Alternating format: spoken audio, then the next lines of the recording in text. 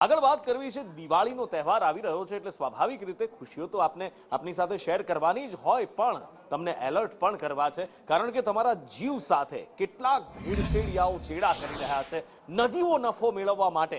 કેટલાક લોકો ઘીમાં ભેળસેળ કરે છે, કેટલાક લોકો દવામાં ભેળસેળ કરે છે, કોસ્મેટિક્સને પણ હવે તો નથી છોડવામાં આવ્યું। કુલ્ફીના નમૂના પણ ફેલ ગયા છે, માખણ નકલી, ટૂથપેસ્ટ નકલી। ગુજરાતમાં શું નકલી નથી એ સવાલ ચર્ચાઈ રહ્યો છે।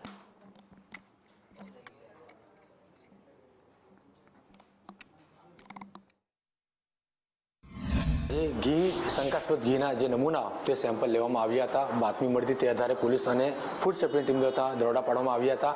કુલ કેટલા કિલો ઘી જે છે શંકાસ્પદ તે જપ્ત કરવામાં આવ્યો હતો અને તેના નમૂનાઓ ફેલ આવ્યા છે। સાહેબ, કયા પ્રકારની સમગ્ર કાર્યવાહી હતી?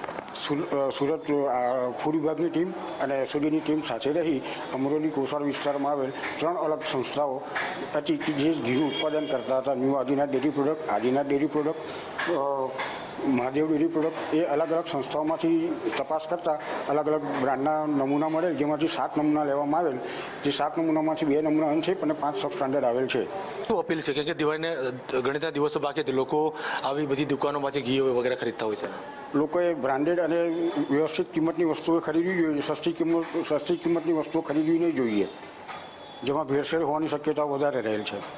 અને જો કોઈ જનતા ત્યાં જતું હોય અને કોઈ શંકાસ્પદ જણાય તો કોઈ પણ જનતાને એવી શંકા લાગે તો તરત ફૂડ વિભાગની ટીમનો સંપર્ક કરવો, જેથી આગળની કાર્યવાહી કરી શકાય।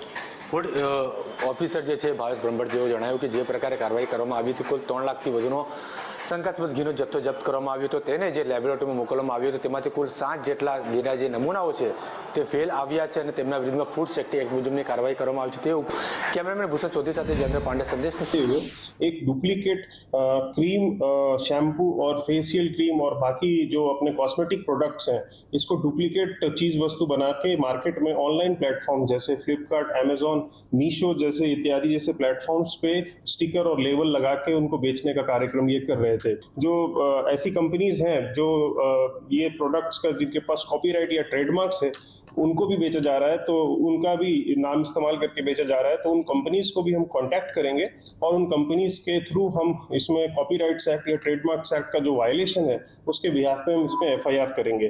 फिलहाल हमने जानवा दाखिल किया है। एक और बात है कि इसमें कुछ जो पदार्थ हैं, जो कुछ क्रीम्स हैं, वो ऐसे हैं जो कि मेडिकल क्रीम्स हैं, जो कि एक प्रिस्क्राइब डॉक्टर्स प्रिस्क्रिप्शन के बिना नहीं दिए जा सकते थे। उनका भी शेड्यूल एच और बाकी चीज़ों का भी उल्लंघन करते हुए यहाँ पे बेच रहे थे। उस पर भी हम आगे कार्रवाई कर रहे हैं और कानूनन जो भी कार्रवाई होगी, जो भी एफआईआर दाखिल होगी, हम करेंगे। એટલે ભેળસેળિયાઓએ નીતિમત્તા